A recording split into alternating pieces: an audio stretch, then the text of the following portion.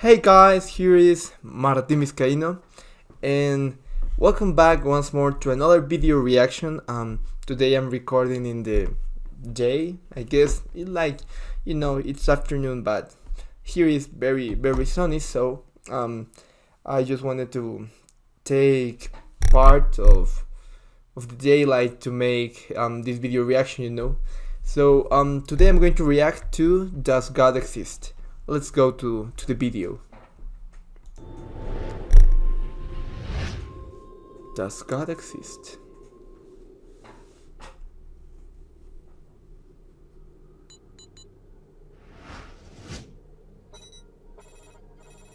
A huge sphere of 12.756 kilometers in radius is moving rapidly in the space in a speed of almost 68,000 miles per hour.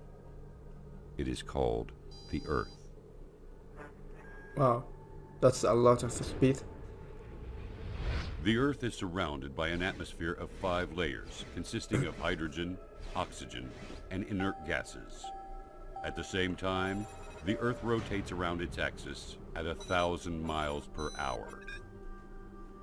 I will not speak about the greatness of the universe or the incredible galaxies, which the Earth looks like a speck of dust on the foothill of Everest in comparison to them.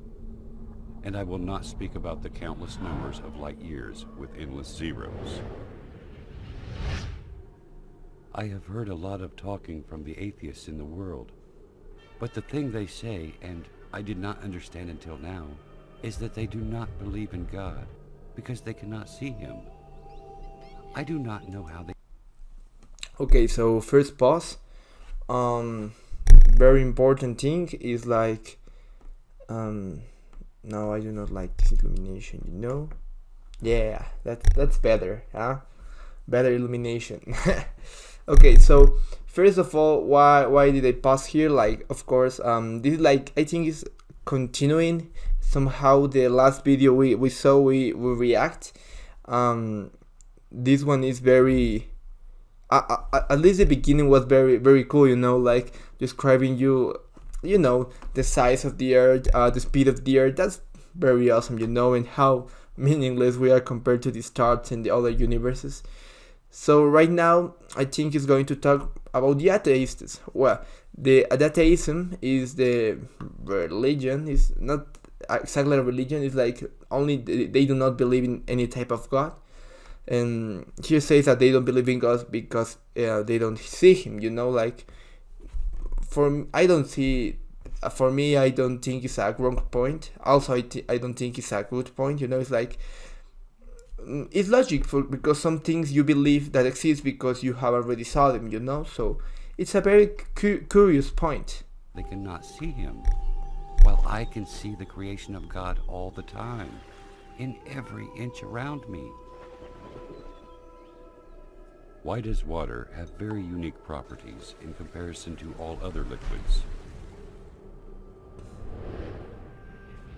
Why does Earth rotate in definite speed and in an accurate angle? Example, 23.5 degrees. Why is the sun located at such an enormous distance and has such high temperature? Why the atmosphere has certain components in specific measures? When you ponder on the answers to these questions, you will see the great Creator revealing Himself clearly. The Earth rotates around its axis at 1,000 miles per hour. Assuming that this speed decreases to 200 miles per hour, for instance, our night and daytimes would be 10 times longer. The temperature at the daytime would continue to increase till we burn, and the temperature at the night would continue to decrease until we freeze. Humans would not be able to organize their time, sleep, and work during the very long daylights or the darkness of night. All of the measures in this planet are regularized and adjusted for the benefits of one creature, the only creature that has a mind capable of understanding and realizing. Is there a message to us from the one who has created all this? Okay, Very important point. This part really surprised me. What he's saying about, like literally the exact angle that the Earth has, 23.5 degrees. I remember, like it's very specific, and thanks to that angle, thanks to the distance between the Earth to the Sun, thanks to all that specific measures, like the days are perfect for us. Like they are enough for sleep, eating, work. They are perfect for the human being. And for example, how does possible, like who or whom, what entity made that, how it's possible to be so perfect in those type of calculations, at least for the human being, it's perfect, very perfect for the human being. And you will say, like, for example, why in the Arctic or subarctic is like, but there are 6 months of light and 6 months of darkness, but in this case, Allah does not put anyone in those places for obvious reasons, like, okay, if someone wants to go there, fine, but Allah populated the parts that are good for the human being, because I think it's a good point to think that he literally created everything to be perfect for the human being, like this part is very, very interesting.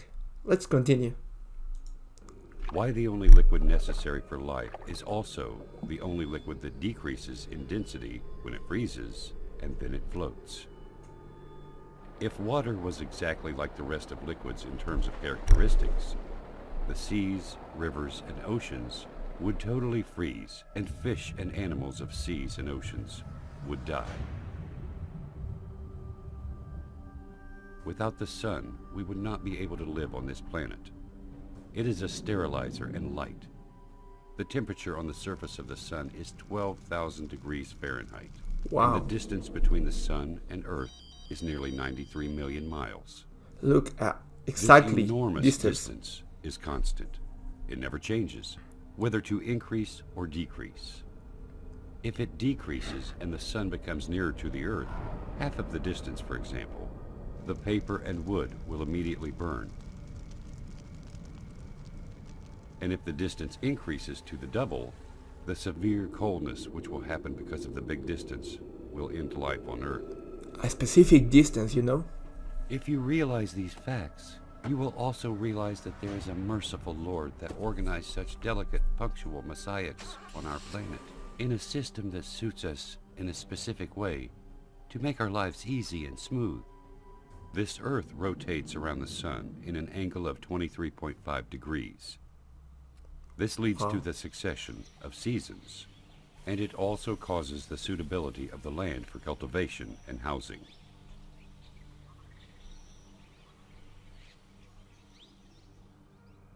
If Earth was not rotating in such accurate angle, the seasons would remain constant in every part of the Earth, and darkness would cover the two poles.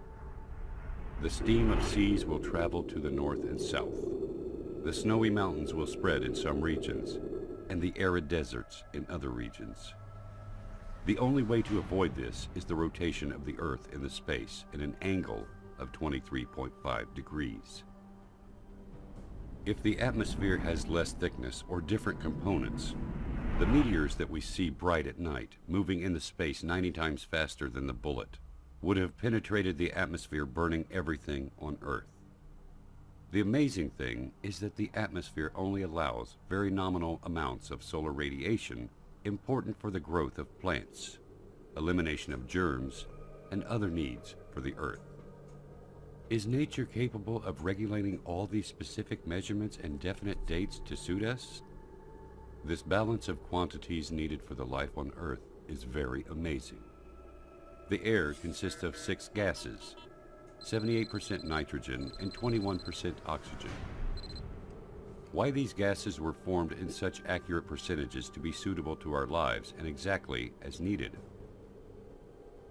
If this existence was not under the dominance of a mighty, great, and wise creator, then why does it have such amazing balanced soul? Okay, sorry. Wow. Right now I'm speechless, like, yeah, it's basically what I was thinking, like how is it possible to have those exact measurements, the oxygen all the gases that led the life to be created. It's like, wow, how the solar radiation perfect, how everything's perfect for the cultivation, for the seasons, to not be burned, to not be freeze. It's like everything is perfect for the human being. Like, okay, for example, in the equator, like there are 2 seasons, but of course, I guess people like 4, I don't know, but for example, in the equator are 2 seasons, and also it's enough. You don't need the 4 seasons. I think it also could be better.